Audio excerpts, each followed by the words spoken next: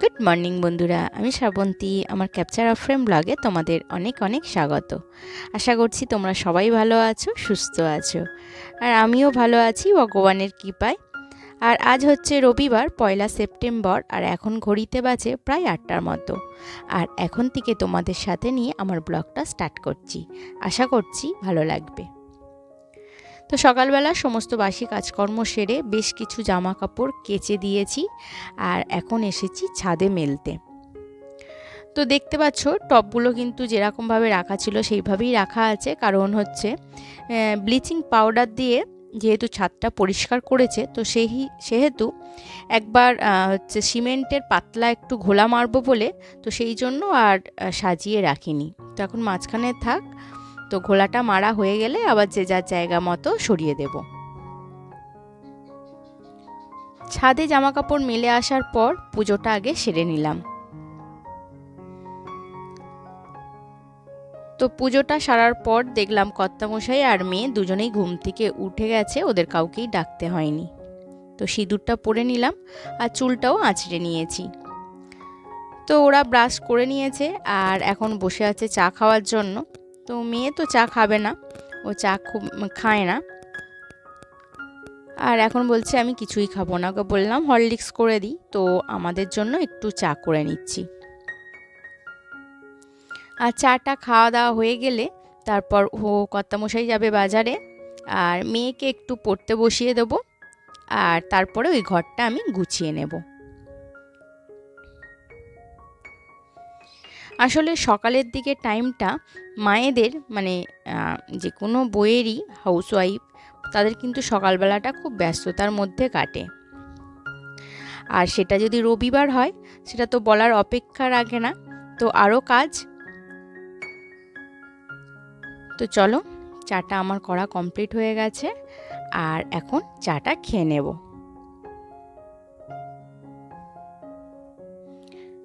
তো মেয়েকে একটা ডিম সিদ্ধ করে দিয়েছি, তো ওকে বললাম তুই ডিম সিদ্ধটা খা আর আমরা চাটা খাই। তো ওই ঘরে মেয়ে পড়ছে, আর এই ঘরে আমি চলে এসেছি বিছানা গোছাতে, আর মশাই তো বাজারে চলে গেছে।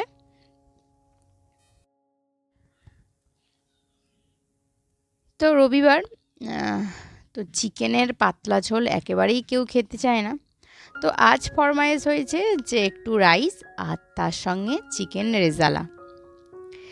চিকেন রেজালাটা সাধারণত আমার লুচি, পরোটা, রুটির সঙ্গে খেতে ভালো লাগে, তো কর্তামশাই বললো রাইসের সঙ্গেও ভালো লাগবে। আর যেহেতু মেয়ে এখনও খুব একটা ঝাল খায়নি, তো ওর ভালোই লাগবে, কারণ ওর ওই সাদা সাদা গ্রেভি আমার মেয়ের ভীষণ পছন্দের। তো ভাবলাম চলো ঠিক আছে, তাই হবে, তোমাদের পছন্দ যখন, কোনো অসুবিধা নেই।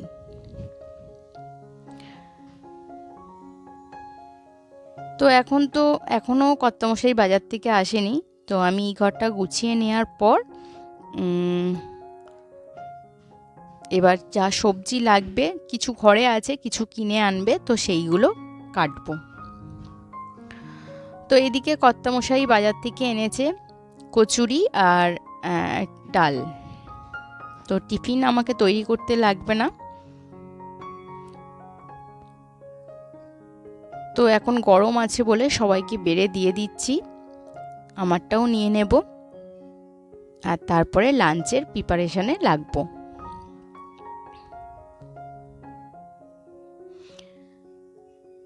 তো আমার মেয়ের পেটাই পরোটা ভীষণ ভালো লাগে, তো মেয়ে বলেছিল পেটাই পরোটা খাওয়ার জন্য।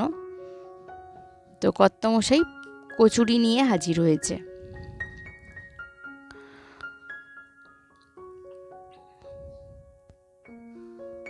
তো ওদিকের ব্রেকফাস্টটা করার পর কাজু বাদামগুলো একটু ছাড়িয়ে নিলাম, আর এখানে পোস্তটা শেষ হয়ে গিয়েছিল, তো পোস্তর কন্টেনারটা ভরে নিচ্ছি, কারণ রেজালাতে পোস্ত আর কাজু লাগবে।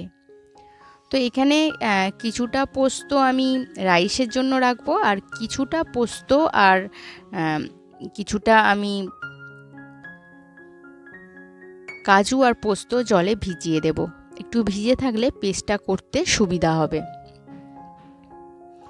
আর আমি যে বাড়িতে গোলমরিচ গুঁড়ো করে রাখি সেটা শেষ হয়ে গেছে, আর রেজালাটাতে একটু গোলমরিচ গুঁড়ো লাগবে, তো সেই জন্য একটুখানি বেশি করে গুঁড়ো করে রাখছি যাতে আমার বাড়ির অন্যান্য প্রিপারেশনেও চলে যায়।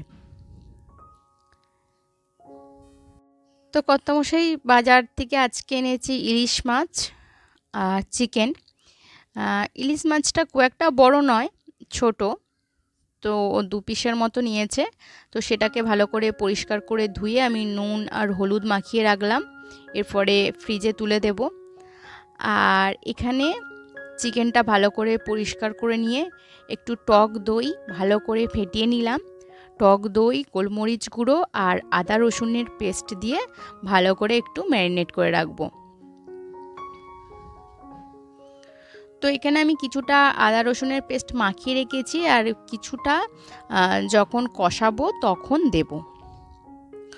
তো এখানে কিছুটা গুঁড়ো মশলা আমার লাগবে, তো সেই জন্য একটু ড্রাই রোস্ট করে নিচ্ছি। এখানে দিয়েছি আমি ধনে, গোটা জিরে, এলাচ, জয়িত্রী আর দিয়েছি মৌরি। তো সবকটাকে একটুখানি আমি গুঁড়ো করে নেব। আর এরপরে রাইসের জন্য আমি সবজি কাটা কমপ্লিট করে নিয়েছি, যা যা লাগবে। তো সেই সবজিগুলো একটুখানি ভেজে নিলাম, অল্প করে একটু নুন, চিনি সমস্ত কিছু দিয়ে ভেজে তুলে রাখলাম। আর ওই কড়াইয়ের মধ্যে আমি একটু চাটনি বসিয়ে দেব।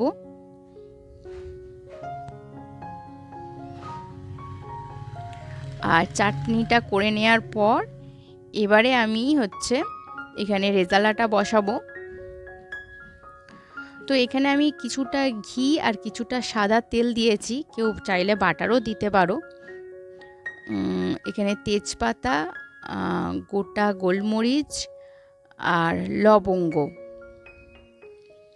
আর দারুচিনি এ কটা ফোড়ন দিয়ে দিলাম। আর মনে হলো আরেকটু ঘি দিলে ভালো হতো। পেঁয়াজের পেস্ট দিয়েছি, 3টে বড় পেঁয়াজের পেস্ট। এখানে আমি চকলেট পেঁয়াজটা নিয়েছি কারণ এটাই আমাদের বাড়িতে খাওয়া হয়, তবে রেজালাতে সাদা পেঁয়াজটা মানে ঘাস পেঁয়াজটা হলে ভালো হয়। তো এখানে যেহেতু চকলেট পেঁয়াজ নিয়েছি, এর পেঁয়াজি কালারটা একটু বেশি ডিপ, তো সেই জন্য আমি একটুখানি কেটে গরম জলে ভিজিয়ে রেখেছিলাম। এতে পেঁয়াজি যে কালারটা ওটা একটু ফ্রেডও হয়ে যাবে, আর তার সঙ্গে পেঁয়াজের যে গন্ধ, ডিপ যে গন্ধ, সেটাও চলে যাবে। তো ঘাস পেঁয়াজে অতটা ওইভাবে গন্ধ থাকে না। তো আমি এখানে পেঁয়াজ বাটা, আদা রসুনের পেস্ট দিয়ে মাংসটাকে তুলে দিয়েছি আর একটু চাপা দিয়ে দিয়ে রান্না করব। তো মাংসের মধ্যে কেশর ভেজানো দিলে খুব ভালো হয়, তো ঘরে ওটা অ্যাভেলেবেল ছিল না, তো সেই জন্য আমি সামান্য পরিমাণ হলুদ দিলাম, রঙটা একটু চেঞ্জ আসবে বলে। আর মাংসটা ততক্ষণে সিদ্ধ হচ্ছিল, তার ফাঁকে আমি বিছানাটা গুছিয়ে নিলাম, কারণ মেয়ে খেলছে বন্ধুর সঙ্গে আর কর্তামশাই একটু বাইরে গেছে, তো সেই জন্য। আর যে কাজু আর পোস্তটা ভিজিয়ে রেখেছিলাম সেটা পেস্ট করে দিয়ে দিলাম, স্বাদ মতো লবণ দিয়ে দিয়েছি। আবারও একটু ঢাকা চাপা দিয়ে আস্তে আস্তে ফুটবে। তো মশলা ধোয়া জলটাও দিয়ে দিলাম, এতে খুব একটা বেশি জল পড়বে না, সেই জন্য যাতে মাংসটা তাড়াতাড়ি সিদ্ধ হয়ে যায় ঢাকা চাপা দিয়েই কিন্তু কষাচ্ছি।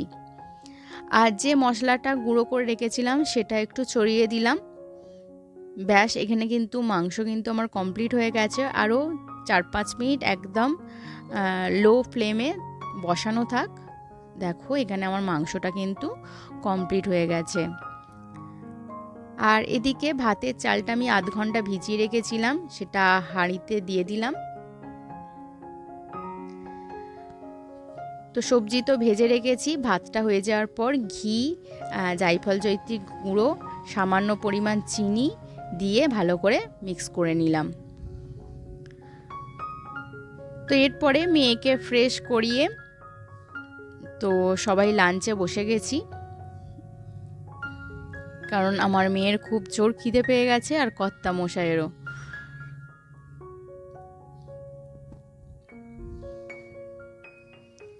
তো লাঞ্চটা করে নিই, তারপর তোমাদের সঙ্গে আবারও দেখা হচ্ছে সন্ধেবেলার দিকে।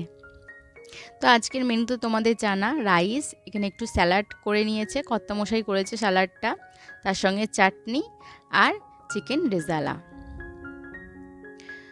তো বিকালবেলায় বেরিয়েছিলাম একটুখানি আমাদের সামনের বাজারে।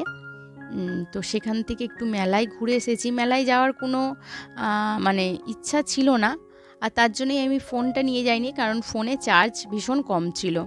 তো সেই জন্য সেখানকার ভিডিও আমি করতে পারিনি। তো এসে ফরমায়েশ হলো একটুখানি মিনি মোগলাই খাওয়ার। তো তার জন্য আমি ময়দাটাকে সামান্য চিনি, নুন আর ময়েম দিয়ে মেখে ওপর থেকে তেল মাখিয়ে রেখে দিলাম, যাতে না শুকনো হয়ে যায়। আর এখানে 3টে গোটা আলু সিদ্ধ করে নিয়েছিলাম, সেগুলো টুকরো করে কেটে নিলাম। এবার পেঁয়াজ, আদা রসুনের পেস্ট, লঙ্কা, হলুদ, জিরে, ধনে দিয়ে ভালো করে মশলাটাকে কষিয়ে নিয়েছি।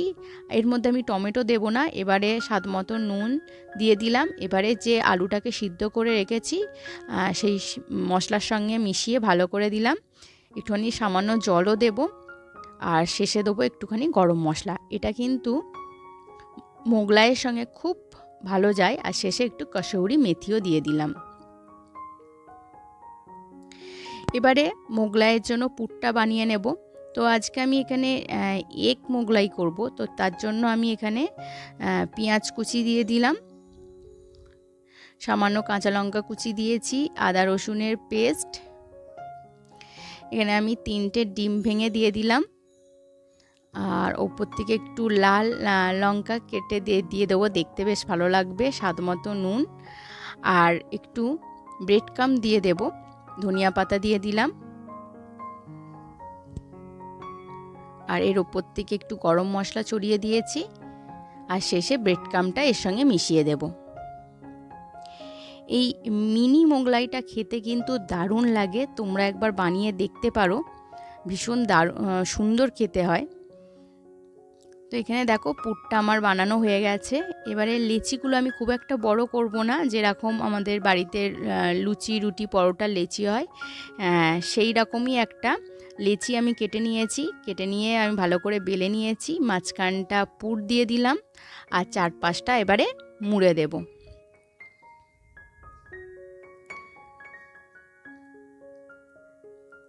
এবারে একটা তাওয়ার মধ্যে একটু বেশি পরিমাণ তেল দিয়ে এপিট ওপিট করে ভেজে নেব, তাহলেই কিন্তু মিনি মোগলাই রেডি। তো এই মোগলাইটা এত দারুণ খেতে হয়েছে, মানে পুরো আমি যে কটা করেছি মানে সবগুলোই শেষ হয়ে গেছে, একেবারেই পড়েছিল না, মানে আরও হলে ভালো হতো। আমি একটু কম করেছি কারণ ওবেলা রেজালা করেছি, তো সেই জন্য খুব একটা বেশি পরিমাণ করিনি, যাতে টিফিনের মতো একটা হয়। তো এখানে দেখো আলু কষা, তার সঙ্গে একটু স্যালাড আর মোগলাই, খেতে কিন্তু দারুণ হয়েছিল। আর তোমাদের একটু কেটে দেখাই, পুরটা কিন্তু একেবারে পুরো ভর্তি আর খুব সুন্দর খেতে হয়েছিল। আর মেলা থেকে বেশ কয়েকটা জিনিস কিনেছি, তোমাদের সঙ্গে একটু শেয়ার করি। তো এখানে এই ট্রেটা নিয়েছি, কাপ দুটো নিয়েছি।